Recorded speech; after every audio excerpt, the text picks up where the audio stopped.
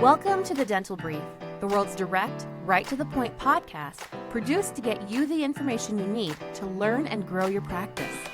To learn more about our guests and find links to information discussed on our show, visit our website, dentalbrief.com. On to today's episode. Hello, everyone. Welcome to another episode of the Dental Brief. I am excited to have with me a fine member of the dental community. Say hello, Dr. Kyle Bogan. Hello, thanks for having me. I'm super excited to be here with you guys and just to chat today. Yeah, it's great to have you here. It's fun to have a fellow podcaster, and it's also exciting to have a dentist on the show. Tell us why you got into dentistry. I got into dentistry. I was one of those guys that decided when I was in middle school that I was going to be a dentist, and it never really changed. So going through my own braces journey and just getting to learn about the profession and the impact you can have on people. And so, my reason for getting into the profession is just really to help transform patients' lives and give them a different experience when they come to see us. Yeah, so you thought it would be all fun and games, I'm sure, right? Yeah, exactly. Helping people, fixing teeth, right? Making people's lives better. What's kind of jumps into our subject here a little bit today. Tell me some you did a startup back in 2013, correct? Yeah. So, coming out of dental school, 2008, did a lot of associateships, saw a lot of stuff, good, bad, and ugly of dentistry, as you alluded to earlier. And then in 2013, opened my doors in my own practice. And, the early years of a startup, not for the faint of heart. And so, you always reach out and, trying to find the answers of what to do. And, the big thing is how to grow and scale that practice, as a startup. And I didn't really find that answer easily. And so, that's kind of my startup story is I kind of took my own path in how to grow and scale that business. So what kind of problems did you see, and what kind of problems do you see that dentists do have when they do have a startup, right? They've opened their doors, they've turned the lights on, they've got all the new equipment, everything's going good. What kind of problems do you see with them trying to bring in patients and sustainably, right? I mean, that's the key. That's the big thing. And, when you're going through your training in dental school, you get about two courses on how to run a business. And so, a big part about opening a startup is, for the most part, hopefully you've got the dentistry in your back pocket and you've got to actually figure out how to run your business. And, it's about getting patients in the door. But a lot of people, and I can say it because, as a dentist or as a doctor, when you come out, it's like, it's all about me. I've got my degree, I'm the person that's going to produce. And I found that I had to flip that script. It became about my team and what my team can do and get me out of the center of the equation to be able to move the practice forward and to get those patients and really to make that experience good. And so that the patients would want to interact and come back. So talk about that, help your team. Tell me about how did that evolve from start to finish, right? Because things were tough and then things got better, right? And they didn't magically get better. Right. I'm sure there was a lot of pain in there, but tell me about that team part of it. When did they really start to become advocates for you and your business? Yeah. So when I opened the startup, it was me. I was my own hygienist. And so it was me, a front desk person and an assistant. There were three of us. So the team dynamics are pretty easy, right? With three people. And so in the beginning, because, as a startup, you've got a lot on the line. If that business doesn't succeed, the ultimate loser is the person who owns it. And so, I went to all these consultants and they're like, P&L runs the day. And so, the way you become profitable is you keep expenses as low as possible. You push your team for as much as you can, try to get every ounce of production out of your team as it grows. But what I found in the beginning is that the team really wasn't motivated. They didn't take ownership of their job and ownership of the practice and the success of the practice when I was just kind of yelling, owner first model, me just kind of preaching down to them saying, we've got to do this, do this, do this. And so really that was what flipped the script to me. Obviously P&L is important. You've got to know your numbers. Well, you got to pay your team, right? You got to pay your team. Yeah. And so I'm not saying that P&Ls aren't important. But a lot of what I found in the beginning were like cookie cutter approaches to practices. And for somebody starting their own,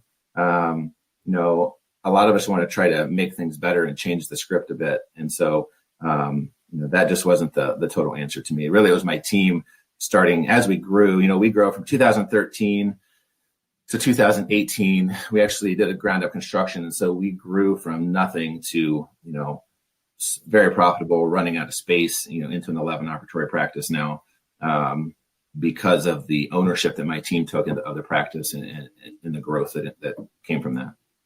So your growth into 11 ops, right, bust into the seams as far as space. It didn't come from your P&L. Yeah, exactly. Yeah. So it came from your team, right? It came from you and your people.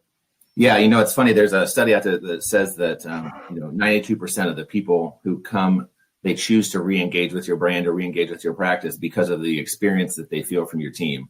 And if you're one of those people that's busting your team and burning them out and squeezing them for every ounce of production, patients can feel that environment when they come in. And so if you create an environment where your team loves their job, they love to come to work every day, patients can feel that too. And it just increases their willingness and ability to interact with your brand and spread the word in the community that, hey, this practice is different. So you brought up consultants. I've worked in consulting for a deal of my adult life. And we have a lot of consultants on the show, and they're full of good information, but I've told people in a consulting role many times, like, hey, you're just paying me for me to tell you what you already know, right? That's my job. You pay me to tell you what you already know. And there's some truth to that. I mean, there's other things that consultants do too. There's a big accountability, right? I think that's a big part of it. I mean, having a mentor, having a coach also can, that consulting can fit in there. What are some of the things that now, right? That maybe someone who's thinking about doing a startup in the next 6 months or the next 2 years, let's say 6 months from 2 years from now, some things that now that they probably don't and they should. A big thing that I found myself trying to do in the beginning is you're trying to be everything for everybody. And if you're not careful, you can lose your authentic self. And, authenticity is important to your team, but it's also important for your patients. If you don't know who you are, having that core to fall back on, patients are going to come in and they're not going to want to come back. And so, I went through a period of time where I found a really good consulting group that I did work with. And just like you said, it's accountability. It was in that point of time where we were really blowing up and trying to grow and we were kind of reestablishing some leadership team, priorities and things like that. But what I also found out is that, a lot of these groups, it's like a one size fits all approach. And so for those people out there that are looking for a consulting firm, like I said, I've used them in the past too, but find someone that really tailors to you. And it's more about accountability and making sure systems are in place, versus kind of a cookie cutter approach. I just had a conversation with someone who's been in the industry 47 years, I believe, literally 47 years. They were nearly 80 years old. And one of the things that we were talking about was consulting and how it does seem that it's, one size fits all. That what I'm learning, and being 46 years old, and it's taken me this long to learn it, is everyone is different. Everyone is motivated for different reasons. People get into practice, whether it be a transition or a startup, for different reasons. But oftentimes consultants do treat everyone the exact same. And I think you're right. People do lose sight of why they became a dentist. They do lose sight of why they opened a practice and the area that they opened a practice. So that's great advice. Tell me, what are some steps that, you have a podcast on team building, the Thriving Team. It's on Stitcher. It's on Apple. Tell me some things that, you to go to 11 ops, you have to have an amazing team. So tell me a couple of steps that someone can do today, a dentist can do today, to start really building that team that you talk about. Yeah. And as I've kind of boiled down my process over the years, there's 6 steps, but I'll give you the 2 that are kind of the most important. The biggest thing, and honestly, I ventured out into the business world because, like we talked, I spent a lot of time reading and conferencing and talking with consultants in the dental space. And I didn't really find what I was looking for, because general business kind of has this whole teamwork and culture thing figured out a little bit better than we do in medicine and dentistry. And so I ventured out into the business world. And one of those things that really kind of flipped the switch in my practice, because, you go into a practice, especially a consultant or whatever, looking from the outside. And a lot of times it's front desk versus assistants versus hygiene. Nobody knows how to communicate with each other. And this person's the strong personality. This person doesn't like conflict. And so really it boiled down to communication in the beginning, and it's as silly as that sounds, it's not only about learning how to communicate with others, but learning how others like to be communicated to. And so a lot a lot of that turmoil and lack of flexibility that I found in my own team, we kind of boiled that out of the equation. Once people learn, like, hey, this person, quote unquote, stronger personality, when they're coming to tell me something, they're not trying to, get me in trouble or, they're coming more aggressively. It's like, hey, they actually do just care about business. And then after that, it just became about some organizational clarity, figuring out, why we collectively as a team do what we do. And so that for us was mission, vision, and core values. And as we grew, that core value piece became a lot more important because I needed to go from working in the business to working on the business in order for us to scale. And so for me to take myself out of the equation and to ensure that the patients were going to get the same experience, whether I was their dentist or one of my associates or the hygienist, they had to have the freedom to make decisions within the scope of our core values. And so when I was able to get us as a group, and again, this isn't owner first like me saying, hey, we value this, you need to value this. This was a discussion, where we collectively agreed on, what do we value as a practice. Once they had that blueprint and those boundaries, I could feel free to step out and say, okay, I'm going to go figure out how we're going to grow and scale this place, while I knew that the operation of the practice itself would still continue. Dr. Bogan, let me ask you a candid question. Do you think most of your team members know your vision and where you want to go, what your goals are? Yeah. In fact, we do. It's a static document too. We do at least once or twice a year. We take a break from patients and we just sit back and we revisit where we're going. And it's changed. Over the past even 3 years as we've sat down. Sure. Especially with COVID and other outside things that have been happening. It's a fluid document, so everyone is crystal clear. And that's where we start our hiring process too, is with, who we are and what we do, and, give them the invitation to not stick around if that doesn't sound like them. Yeah. And I would encourage, our audience to, ask yourself that question. Does your team then know where you personally want to go, where your vision is and where you're trying to get to? Mm-hmm. I think it's something that a lot of dentists think they need to keep a secret from their team. Right. And are afraid to share with them. And, I will say this again, candidly, clearly you mentioned the amount of ops that you have, but I think that everyone listening to this show doesn't need to hear numbers in order to understand the level of success that you're having as a practice. Yeah. Right. So we haven't even talked about numbers, but clearly you have a successful practice. I mean, that's fantastic.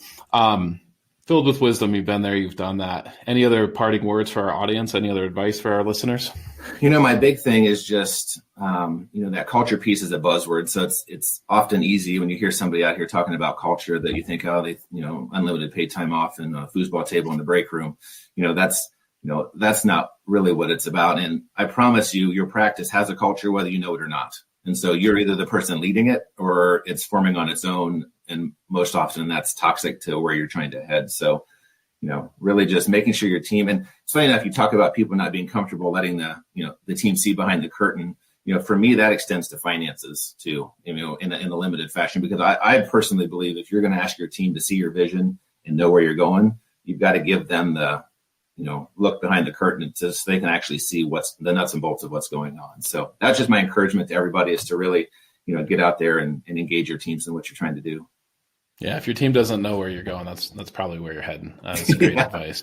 Yeah. Dr. Bogan, I appreciate you coming on. I want to invite our audience to check out your podcast, The Thriving Team. Again, it's on Stitcher, it's on Apple. Thank you so much for coming on. I really appreciate it. Yeah, thanks for having me. It's great. All right, take care. Yeah, you too. Thank you for joining us on today's episode. Did you know you can weigh in on today's topic on Facebook?